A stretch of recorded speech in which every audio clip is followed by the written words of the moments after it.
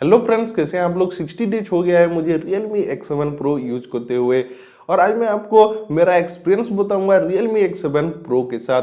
तो फ्रेंड्स, आज की इस वीडियो के अंदर फीचर्स के ऊपर कोई भी बातें नहीं होंगी जो कि मैंने ऑलरेडी कवर किया है अनबॉक्सिंग और क्विक रिव्यू वीडियो में। So without wasting time, let's jump right into it.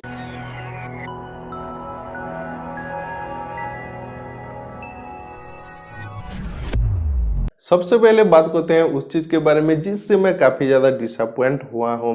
यहाँ पर 3.5 mm ऑडियो जैक को तो रिमूव कर दिया, बट फ्रेंड्स यहाँ पर वीडियो रिकॉर्डिंग के अंदर एक्सटर्नल माइक का सपोर्ट ही नहीं है। जब भी मैं Realme X7 Pro में वीडियो रिकॉर्ड करता हूँ मुझे दूसरे फोन से ऑडियो रिकॉर्ड करना पड़ता है और बाद में मैं एडिटिंग के टाइम पर वीडियो और ऑडियो को सिंक करता हूँ। मतलब आप एक फोन लाते हो 30,000 रुपीज में, वीडियो में बोके मोड देते हो, अलग से मूवी मोड देते हो, बट एक्सटर्नल माइक का सपोर्ट नहीं। ये क्या है भाई, ऐसा थोड़ी ना होता है। बट फ्रेंड्स, ऐसा नहीं है कि इसमें ऑडियो ही रिकॉर्ड नहीं होता, ऑडियो रिकॉर्ड होता है but only voice recorder app में, वीडियो में नहीं होता। कहते हैं बात बैटरी की, यहाँ पर हाई रिफ्रेश रेट है तो बैटरी थोड़ा ज़्यादा कंज्यूम होगा, मानता हूँ, बट फ्रेंड्स यहाँ पर कुछ ज़्यादा ही बैटरी ड्रेन होता है। लाइक मॉर्निंग को मैं थोड़ा बहुत वीडियो शूट करता हूँ और कभी कभी थोड़ा बहुत एडिटिंग भी कर लेता हूँ, तो मुझे 10 to 11 AM तक फ़ोन को चार्ज करना पड़ जाता है।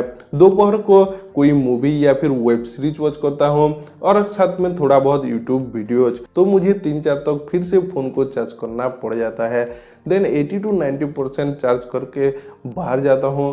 थोड़ा बहुत ब्राउजिंग और गेमिंग के बाद 8 PM तक बैटरी 30 to 40% पे आ जाता है। बैटरी कैपेसिटी थोड़ा ज़्यादा होना चाहिए था और थोड़ा और अच्छे से ऑप्टिमाइज भी होना चाहिए था।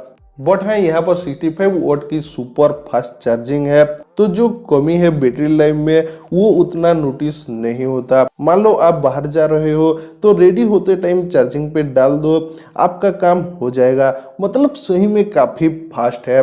अब बात करते हैं सॉफ्टवेयर की। Realme UI से इस बार मैं काफी ज्यादा इम्प्रेस हुआ हूँ। पहले जो कलर ओएस था वो बिल्कुल ही बेकार था, बट अब Realme UI क्लीन है, स्मूथ है, सिंपल है। फालतू के ओवर कस्टमाइजेशन वाली कोई सीन नहीं है। सच बताऊं, MIUI 12 आने के बाद MIUI जितना बेकार होते जा रहा है, Realme UI उतना इम्प्रूव हो रहा है।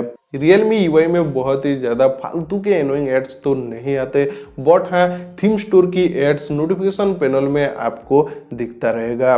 बस अब फोन और कॉन्टैक्ट एप्स गूगल का डाल दिया है, तो अगर आप कॉल रिकॉर्डिंग करने जाओ तो सामने वाले बंदे को पता चल जाता है। कुछ लोगों को थीम्स का शौक होता है, डिफरेंट थीम्स ट्राई करना। जो MIUI यूज करते हैं उन्हें पता होगा। तो अगर आप MIUI यूजर हो और फर्स्ट टाइम Realme UI पे स्विच कर रहे हो तो बता दूं कि Realme की थीम्स बिल्कुल भी यूज करने के लायक नहीं होते। बट हाँ, UI का जो एक्सपीरियंस है MIUI से better, smooth and clean experience मिलेगा Realme UI में। वैसे तो मैं होम स्क्रीन को क्लीन ही रखता हूँ, कोई भी एप्स नहीं रखता, बट आपको कुछ दिखाना है तो कुछ एप्स को ऐड किया है। अगर आप होम स्क्रीन पर एप्स रखते हो तो एक हाथ से एप्स को एक्सेस करना थोड़ा डिफिकल्ट होता है, आपको पता होगा। बट उसके लिए आप एक चीज कर सकते हो, बॉटम इज से आपको स्वाइप अप करना है, सभी एप्स नीचे आ जाते हैं एंड आप इजीली एक्सेस कर पाओगे। देखो, ये है तो एक छोटा सा फीचर, बट ऐसे ही छोटी छोटी चीज़ों से ओवरऑल स्मार्टफोन एक्सपीरियंस बेटर बनता है, तो इसलिए बताते आप। कभी कभी एमोलेड डिस्प्ले में लो ब्राइटनेस पर स्क्रीन फ्लिकरिंग देखने को मिलता है, तो अगर आप ऐसा कुछ फेस करते हो देन आप Realme लैब के अंदर DC डिमिंग को इनेबल कर सकते हो। साथ में यहाँ स्मूथ स्क्रोलिंग और सुपर नाइट स्टैंड बाय का ऑप्शन भी देखने को मिलता है। डिस्प्ले एंड ब्राइटनेस सेटिंग्स के अंदर OSIE विजुअल इफेक्ट करके एक फीचर देखने को मिलता है। इसे अगर आप ऑन करते हो देन सपोर्टेड एप्स के अंदर अगर आप कोई मूवी या फिर वीडियो देखते हो तो ये कलर को इनहेंस करता है, जिससे आपको एक बेटर विजुअल एक्सपीरियंस मिलेगा। मैं AOD को ऑन रखता हूँ, बट इसमें एक फीचर है, आप इसके लिए टाइम सेट कर सकते हो। तो जितने टाइम आप सोते हो उतने टाइम AOD ऑफ रखोगे तो बैटरी ज़्यादा कंज्यूम नहीं होगा। बट हाँ Realme UI में AOD के लिए ज़्यादा कस्टमाइजेशन देखने को नहीं मिलता। डिजाइन के बारे में थोड़ा बात करते हैं, ये मैं पहले भी बता चुका हूँ। इस डेयर टू लिव डिजाइन का फैन मैं बिल्कुल भी नहीं हूँ, मुझे ये पसंद नहीं है। और एक चीज Realme को सोचना चाहिए, इसकी डिजाइन मतलब 20,000 के नीचे जो फोन्स आते हैं उनकी डिजाइन और इसकी डिजाइन में कोई भी चेंज नहीं है, कुछ भी नया यहाँ पर देखने को नहीं मिलता। वही Realme की ऑर्डिनरी डिजाइन है। बट हाँ इसका इन हैंड फील बहुत ही अच्छा है। I just love this device, compact, slim और लाइट वेट। फोन्स की साइज और वेट बढ़ता जा रहा है डे बाई डे, बट यहाँ ऐसा नहीं है। बस इसमें प्लास्टिक फ्रेम देखने को मिलता है, मेटल की होती तो अच्छा होता।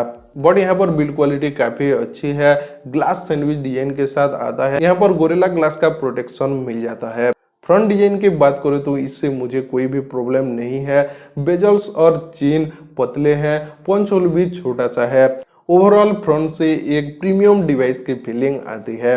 120 हर्ट्ज सुपर एमोलेड डिस्प्ले, भाई सच बताओ डिस्प्ले तगड़ी है, क्वालिटी सच में बहुत ही अच्छी है। मूवीज, गेमिंग कुछ भी करो सभी में मजा आता है। और ऊपर से 240 हर्ट्ज की टच सैंपलिंग रेट, मतलब डिस्प्ले में कोई भी नेगेटिव पॉइंट नहीं है। आउटडोर में भी काफी ब्राइट है, आप आउटडोर में भी आसानी से यूज कर सकते हो। स्पीकर के बारे में बोलना भूल गया था, यहाँ पर स्टेरियो स्पीकर्स हैं और यहाँ पर डॉल्बी एटमॉस का सपोर्ट भी देखने को मिल जाता है। मतलब यहाँ पर आपको एक बेटर ऑडियो एक्सपीरियंस मिलता है और साथ में ये काफी ज्यादा लाउड भी है, मतलब मीडिया कंजम्पशन और गेमिंग के लिए काफी ज्यादा अच्छा है। इसमें UFS 2.1 स्टोरेज टाइप यूज हुआ है, बट ऐसा कुछ फील नहीं होता। एप्स ओपन एंड क्लोज और लोडिंग में कोई भी दिक्कत नहीं है, स्मूथ और फास्ट है। और ऊपर से हाई रिफ्रेश रेट और टच सैंपलिंग रेट के वजह से और भी स्मूथ एक्सपीरियंस देखने को मिलता है। परफॉर्मेंस में ऐसा कोई भी इशू तो अभी तक मुझे देखने को नहीं मिला। गेमिंग के ऊपर जाना है तो PUBG हीटिंग टेस्ट और स्क्रीन रिकॉर्डिंग टेस्ट के ऊपर ऑलरेडी मैंने 2 वीडियोज अलग से बनाया है, तो वहां पर आप जाके उन्हें चेकआउट कर सकते हो। बट हाँ एक चीज है, मैं उतना ज्यादा गेमिंग तो नहीं करता, बट एक चीज मैंने एक्सपीरियंस किया है, PUBG में मैच स्टार्ट होते ही जायरोस्कोप ऑपोजिट डायरेक्शन में वर्क करता है। मुझे पता नहीं ये बस मेरे डिवाइस में होता है या फिर सभी डिवाइस में, पर ये होता है। बट स्टार्ट होते ही अगर आप फोन को थोड़ा शेक करते हो तो ये ठीक हो जाता है। और ऊपर से ऑडियो जैक भी यहाँ पर नहीं है। कैमरा रिव्यू के ऊपर भी मैंने एक डिटेल वीडियो बनाया है, आप उसे जाके चेकआउट कर सकते हो। बट हाँ मैं इतना बोल सकता हूँ कि इसका कैमरा अच्छा है, बहुत अच्छा भी आप बोल सकते हो। बट हाँ प्राइस के अकॉर्डिंग कैमरा और थोड़ा अच्छा हो सकता था। मतलब आप इसे एक कैमरा फोन बोल पाओ उतना अच्छा नहीं है कैमरा, और आप इसे एक गेमिंग फोन भी नहीं बोल सकते क्योंकि यहाँ पर ऑडियो जैक ही नहीं है। नेटवर्क और कनेक्टिविटी में कोई भी इशू नहीं है और इसमें कैरियर एग्रीगेशन का सपोर्ट भी देखने को मिल जाता है और ये डुअल 5G मोड के साथ आता है। सिक्योरिटी की बात करें तो इसमें इन डिस्प्ले फिंगरप्रिंट स्कैनर देखने को मिलता है जो कि बहुत ही फास्ट है और इसका फेस अनलॉक भी काफ़ी ज़्यादा फास्ट है, बट उसे मैं यूज नहीं करता। मैं फिंगरप्रिंट स्कैनर को यूज करता हूं क्योंकि देखो मैं पहले पोको F1 यूज करता था जो कि कितनी भी डार्क कंडीशन हो वर्क करता था, बट Realme X7 Pro थोड़ा सा डार्क कंडीशन आ जाने पर वर्क नहीं करता। पता नहीं ये बताना चाहिए था या फिर नहीं, बट क्योंकि यहाँ पर मैं मेरा एक्सपीरियंस शेयर कर रहा हूँ तो बता दिया।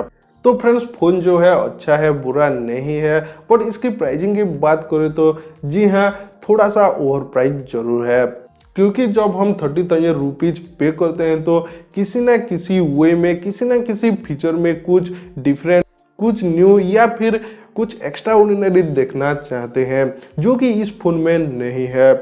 कुछ चीज़ों में अच्छा है, कुछ चीज़ों में बहुत अच्छा है, तो कुछ चीज़ों में एवरेज है। तो प्राइस के अकॉर्डिंग फोन को देखें तो एक मिला जुला सा फीलिंग आता है। तो फ्रेंड्स ये था Realme X7 Pro का रिव्यू। अगर आपको ये पसंद आए तो वीडियो को लाइक करो, शेयर करो और ऐसे ही और इंटरेस्टिंग रिव्यूज देखने के लिए चैनल को सब्सक्राइब करो और बेल आइकन को प्रेस करना बिल्कुल भी मत भूलना। Thank you for watching this video and keep smiling. This is Anshuman signing out.